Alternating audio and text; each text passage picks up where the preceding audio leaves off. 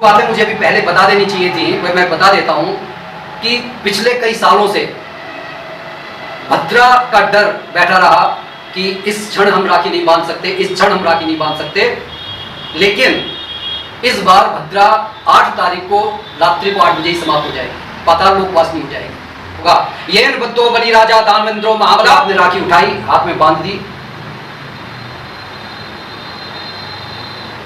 मिठाई खिला दी, भाई ने दक्षिणा दे दी, त्योहार समाप्त हो गया। नहीं, जब आप कलावे की राखी बनाएं तो उसमें एक पीली सी छोटी सी पोटली बनाएं, जिसको बीचों बीच में लगाएं और उस पोटली में रखना क्या है आपको, वह सब चीजें रखनी है जो हमारे बल बुद्धि, हमारी आयु को बढ़ाती हैं, हृष्ट पुष्ट करती हैं, जीवन को क्षय होने से बचाने वाली चीजें, जिनमें सबसे नंबर 1 पर दूर्वा। हमारे सभी यूट्यूब फैमिली को बहुत बहुत जय जय श्री सीताराम। जैसा कि हमारा देश त्योहारों का देश है और सभी को रक्षाबंधन का विशेष तौर पर इंतजार रहता है, भाइयों को, बहनों को, क्योंकि ये भाई और बहन के प्रेम और विश्वास का बहुत बड़ा त्योहार है। इसमें जहां बहनें अपने भाइयों की कलाई पर राखी बांधकर उनकी दीर्घ आयु की कामना करती है, वहां पर उनका भाई भी अपनी बहन को यह विश्वास दिलाता है, यह प्रतिज्ञा करता है कि कभी संकट में अकेला नहीं छोड़ेगा। तो ये भारत की महान संस्कृति का एक महान त्योहार है जो पूरे अब तो विश्व में धूमधाम से मनाया जाता है। लेकिन इसके पीछे की जो कथा है कि आखिर इसकी शुरुआत कैसे हुई, इसे करना किस तरीके से चाहिए, आज हमारी संस्कृति बहुत जल्दी ऐसा लगता है जैसे उन चीजों को भुलाती जा रही है जो जिनका हमारे जीवन में, जिनका हमारे अस्तित्व में बहुत बड़ी जरूरत है। सिर्फ राखी बांध देना ही पर्याप्त नहीं है। सबसे बड़ी आवश्यकता यह है कि क्या वो भावनाएं एक दूसरे को छू पा रही हैं, जिसके आधार पर इस त्योहार को मनाया जाने की शुरुआत की गई। कि आपने राखी उठाई, हाथ में बांध दी, मिठाई खिला दी, भाई ने दक्षिणा दे दी, त्योहार समाप्त हो गया। नहीं, सबसे पहले तो हमारे को यह समझना होगा कि कोई भी त्योहार हमारे जीवन में जो सकारात्मक परिवर्तन लेकर आता है, सबसे पहले हमें हर क्षण ईश्वर को याद करके, उसको साक्षी मानकर हर त्योहार को मनाना चाहिए। सबसे पहले जो घर की राखी है वह हमारे घर परिवार के जो मंदिर में गणेश भगवान को समर्पित होनी चाहिए, कृष्ण जी को समर्पित होनी चाहिए। और वो राखी किस तरीके की होनी चाहिए? वह कलावे की राखी होनी चाहिए। पवित्रता में कलावे का जो है किसी से कोई सरोकार नहीं है। सबसे पवित्र कलावे को माना गया है सनातन संस्कृति में। और इस संस्कृति में सबसे बड़ी चीज जो है मंत्रों पर आधारित है। मंत्रों के अधीन देवता बतलाए गए हैं। इसलिए जब आप कलावे की राखी बनाएं तो उसमें एक पीली सी छोटी सी पोटली बनाएं, जिसको बीचों बीच में लगाएं और उस पोटली में रखना क्या है आपको, वह सब चीजें रखनी है जो हमारे बल बुद्धि, हमारी आयु को बढ़ाती हैं, हृष्ट पुष्ट करती हैं, जीवन को क्षय होने से बचाने वाली चीजें, जिनमें सबसे नंबर 1 पर दूर्वा, फिर केसर, फिर अक्षत, बिना टूटे हुए जिन्हें चावल कहते हैं, हल्दी की गांठ, और पीली सरसों। पीली सरसों का इतना गुणगान गाया गया है शास्त्रों में कि अगर किसी के ऊपर नकारात्मक ऊर्जा है तो तांत्रिक विधियों में पीली सरसों का इस्तेमाल किया जाता है नकारात्मक ऊर्जा को खत्म करने के लिए। और जब इन सब चीजों को एक साथ मिलाकर पोटली में लग जाते हैं तो ये एक रक्षा कवच का काम करता है और उसके बाद में इस पोटली को जो है सिल दें और इसे भगवान के सामने रखकर धूप दीप नैवेद्य पंचोपचार से इसकी पूजा करें, भगवान को छुआ दें। अब ये अभिमंत्रित रक्षा सूत्र तैयार हो गया और उसके बाद में इस राखी को जब अपने भाइयों के बांधी जाएगी तब बांधने से पहले मन के अंदर ये विचार चलना चाहिए, बांधते समय ये विचार चलना चाहिए कि आखिर अब इसका जो है क्या प्रभाव पड़ेगा। बोलने से पहले, बांधने से पहले आप ये मंत्र का जाप जरूर कर लें। मंत्र ना याद आए तो विष्णु और लक्ष्मी भगवान का नाम लेकर ही वो राखी बांध दें, वरना इसका एक छोटा सा प्यारा सा मंत्र है जो आपने हर हवन में, हर पूजा पाठ में पंडितों के मुंह से कहते हुए सुना होगा। येन बद्धो बलि राजा दानवेंद्रो महाबला तेन त्वाम अभिबदनामी रक्षे माचल माचलहा। इसका अर्थ यह है कि जिस धागे से राजा बलि को बांधा गया था, मैं उस धागे से बांध रही हूं, ये स्थिर रहे, स्थिर रहे। अब स्थिर क्या रहेगा? हमारी आयु, बल, शक्ति और जो नकारात्मक ऊर्जाएं हैं वो दूर रहेंगी। तो इतनी सुंदर संस्कृति, इतना सुंदर ज्ञान। एक छोटी सी यहां पर आपसे कथा जरूर शेयर करूंगा आगे बढ़ने से पहले, क्योंकि कुछ बातें मुझे जरूर बतानी है कि बहनें इस अवसर पर, क्योंकि ये बड़ा शुभ मुहूर्त है और जो बातें मुझे अभी पहले बता देनी चाहिए थी वह मैं बता देता हूं कि पिछले कई सालों से भद्रा का डर बैठा रहा कि इस क्षण हम राखी नहीं बांध सकते, इस क्षण हम राखी नहीं बांध सकते। लेकिन इस बार भद्रा 8 तारीख को रात्रि को 8 बजे ही समाप्त हो जाएगी, पाताल लोक वासनी हो जाएगी। तो 9 तारीख का जो पूरा समय है वो सौभाग्य योग में रहेगा, इसलिए आप कभी भी अपने भाइयों को राखी बांधने के लिए स्वतंत्र हैं। लेकिन इसमें आपको सुबह राहु काल का ध्यान रखना पड़ेगा जो 9 से लेकर 10:30 बजे तक है। इस दौरान राखी बांधने से आप बचें।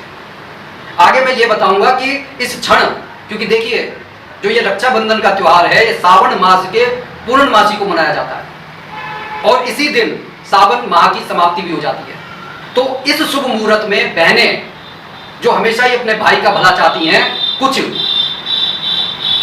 ऐसा कर सकती हैं जिससे भाई को, अगर वह रोगी है तो उसे स्वास्थ्य लाभ मिल सकता है, अगर वह असफल है तो उसे सफलता मिल सकती है। मतलब कहने का कि बहनें चाहें तो उनके निश्चल प्रयासों से भाई को जीवन दान मिल सकता है। तो वह चीजें मैं अभी बाद में आगे वीडियो में बताऊंगा। लेकिन ये जो कलावा बांधने से पहले जो मंत्र पढ़ा जाता है, इसकी एक छोटी सी आप कथा सुन लीजिए। वो कथा क्या है? आखिर राजा बलि जो असुरों के राजा थे, उनका नाम, क्योंकि रावण का नाम आपने कहीं नहीं सुना होगा कि रावण का नाम किसी शुभ कार्य में लिया जाता है, लेकिन राजा बलि का नाम लिया जाता है। इससे यह भी सिद्ध होगा कि अच्छे कार्यों का अच्छा परिणाम होता है, शुभ नाम होता है। तो कहानी कुछ इस तरीके से है। पौराणिक कथाओं में यह कहा गया है कि एक बार राजा बलि ने स्वर्ग को जीत लिया था और जीतने के बाद में उसका एक अधिपत्य राज्य हो गया।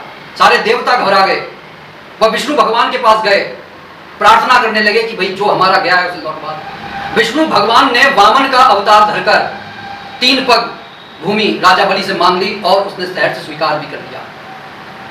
उसकी दानवीरता से प्रसन्न होकर भगवान विष्णु ने उसे पाताल लोक का राजा बना दिया और यह कहा कि तुम एक दिन इस पृथ्वी लोक का चक्कर लगा सकते हो। तभी से बहनें अपने भाई की रक्षा के लिए इस मंत्र का उच्चारण करती हैं।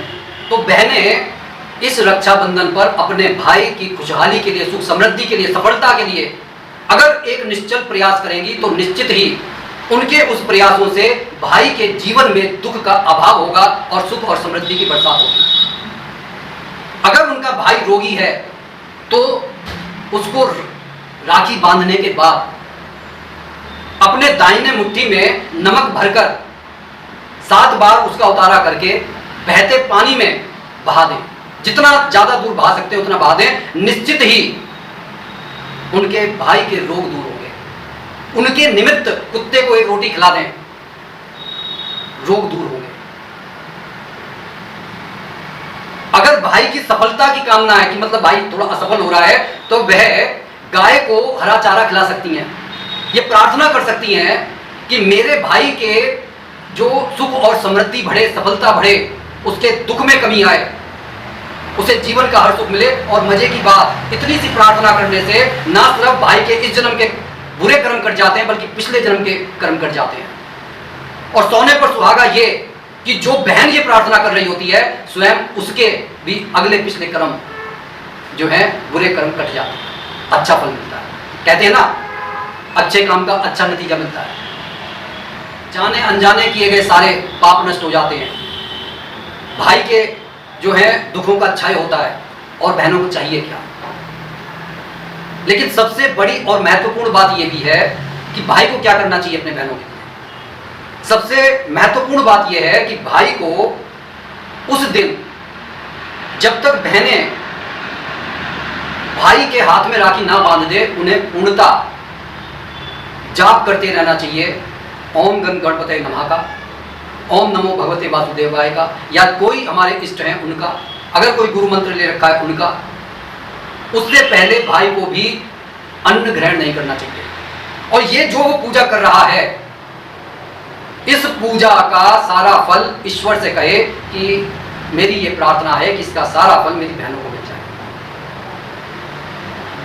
ये जो बड़ा शुभ दिन है, इस दिन सबसे महत्वपूर्ण बात यह है कि सावन का अंतिम दिन है। भगवान शिव की कृपा भी हमारे को मिलनी चाहिए, भाई और बहनों को भी मिलनी चाहिए। भगवान शिव के निमित्त खीर बनानी चाहिए। रात्रि में जब पूर्ण चंद्र आकाश में जगमगा रहा हो, तो वहां पर दीपदान करना चाहिए। और सारे परिवार को इस दिन जितना संभव हो सके उस चंद्र रात्रि में बैठना चाहिए, हल्की फुल्की बातें करनी चाहिए, समय स्पेंड करना चाहिए।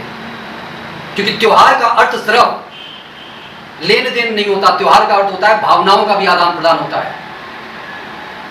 तो इस शुभ अवसर का लाभ उठाइए। और कुछ सबसे महत्वपूर्ण बात आर्थिक समृद्धि से जुड़ी हुई, क्योंकि देखिए, कहने के लिए ठीक है, प्यार सब कुछ होता है, लेकिन बिना पैसे के देखिए बहुत चिंताएं बढ़ जाती हैं। इसलिए रात्रि में 8 तारीख को रात्रि में अपने घर के मंदिर में एक सूत जो घर का मुखिया हो उसके बराबर, उसके लंबाई के बराबर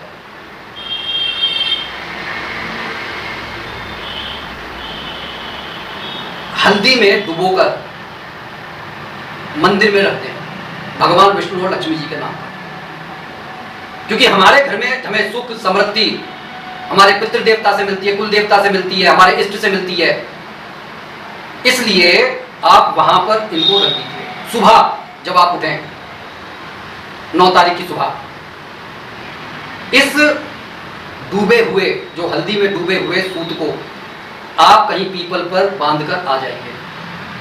थोड़ा सा आटा चीनी में मिलाकर वहां पर डालकर आ जाइए। इससे आपको भगवान श्री हरि और माता लक्ष्मी का आशीर्वाद मिलेगा, पितरों का आशीर्वाद मिलेगा, कुल देवता का आशीर्वाद मिलेगा। और चूंकि हम वहां पर एक भंडारा करके आए हैं, तो क्योंकि वो जो जीव है ना, भगवान शनिदेव, वो ऐसे जीवों को बहुत दया करते हैं, क्योंकि ये बड़े उद्यमी हैं। जैसे चींटी हुए, चींटा हुआ, या कोई भी और छोटे छोटे नन्हे नन्हे जीव, आप उन्हें कभी बैठा नहीं देखेंगे, वो चलते फिरते रहेंगे। तो ऐसे जीवों पर जब हम दया करते हैं तो भगवान शनिदेव की कृपा भी मिलती है। कहने का ये अर्थ है कि इस उपाय से आपके शनि के 7.5 का, ढैया का, इसमें भी कुप्रभाव कम होगा। अगर हो सके तो किसी भूखे को शाम तक रोटी खिला दें। तो इसी के साथ मैं इस वीडियो को यहीं पर समाप्त कर रहा हूं, इस आशा के साथ कि भाई बहन के प्यार में और बढ़ोतरी हो, घर में सुख समृद्धि बढ़े। हमारे इष्ट कुल देवता पितृ देवता सभी का आशीर्वाद बना रहे। किसी को कोई दुख और कष्ट हो तो वह क्षण भर में समाप्त हो जाए। तो आज की वीडियो में इतना ही, लेकिन कोशिश कीजिए कि अपने भाइयों की रक्षा के लिए कलावे को जरूर इस्तेमाल करें, क्योंकि इसके ये बड़ा पवित्र है, शुद्ध है, और जिन चीज़ों को बताया गया है अगर आप उनका इस्तेमाल करते हैं तो बहुत अच्छी बात है, क्योंकि ये हमारी संस्कृति है, हमारी धरोहर है। अगर हम इसे नहीं संजो कर रखेंगे तो फिर यह धीरे धीरे ध्वस्त होने की कगार पर है। वो तो हमारे साधु संतों पंडितों ने इसे बचा रखा है, अदरवाइज ये चीज़ें शायद हम भी ना जान पाते। तो कैसी लगी ये वीडियो, से ज़्यादा लोगों को शेयर करें, और जो भी भाई बंधु इस पर नए हैं कृपया इसे सब्सक्राइब करके कमेंट बॉक्स में इष्ट देव का नाम लिखें। बोलिए सियावर रामचंद्र भगवान की जय।